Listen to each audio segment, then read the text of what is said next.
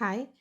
നമ്മൾ നമ്മുടെ നാട്ടിൽ നിന്നും വേറൊരു രാജ്യത്തിലേക്ക് മാറി താമസിക്കുമ്പോൾ, അല്ലെങ്കിൽ നമുക്ക് മാറി താമസിക്കേണ്ട സിറ്റുവേഷൻസ് വരുമ്പോൾ, നമുക്ക് ഒരുപാട് ഫുഡ് ഐറ്റംസ് നമുക്ക് മിസ്സാവും. അല്ലെങ്കിൽ നമുക്കത് അവിടെ അവൈലബിൾ ആയിരിക്കില്ല.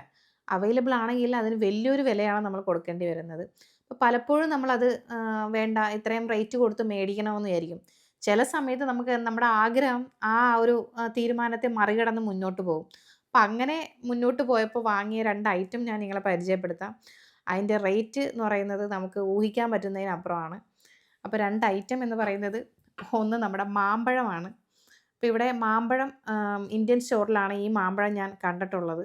അപ്പോൾ ഈ ഒരു മാമ്പഴത്തിന് €2.7 ആണ്. അതായത് നമ്മുടെ ഇന്ത്യൻ റുപ്പീസിന് പറയുവാണെങ്കിൽ രൂപ അടുത്ത് വരും ഇന്നത്തെ റേറ്റിന്.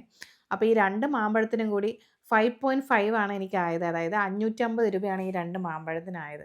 നമ്മുടെ അവിടെ 1 കിലോ മാമ്പഴം 200 രൂപക്കൊക്കെ കിട്ടും. സെക്കൻഡ് ഐറ്റം എന്ന് പറയുന്നത്, നമ്മുടെ തൊടിയിലെല്ലാം നമ്മുടെ പറമ്പിലെല്ലാം നമ്മളെ കുത്തിയിട്ട് എടുത്ത് കറി വെച്ച് കഴിക്കുന്ന സാധനമാണ്. പപ്പായ അല്ലെങ്കിൽ ഓമയ്ക്കായ എന്നൊക്കെ അറിയപ്പെടുന്നതാണത്. ഇതിൻ്റെ റേറ്റ് എന്താണെന്നറിയാമോ? €5. അതായത് നമ്മുടെ നാട്ടിലെ 470, 450 രൂപ വരും. ഈ ഒരു ചെറിയൊരു പപ്പായക്ക് നമ്മൾ കൊടുക്കേണ്ടി വരുന്ന റേറ്റാണ്. അപ്പം നമ്മുടെ ആഗ്രഹം സാധിക്കാൻ വേണ്ടി ചില സമയത്ത് നമുക്ക് കണ്ണടയ്ക്കേണ്ടി വരും.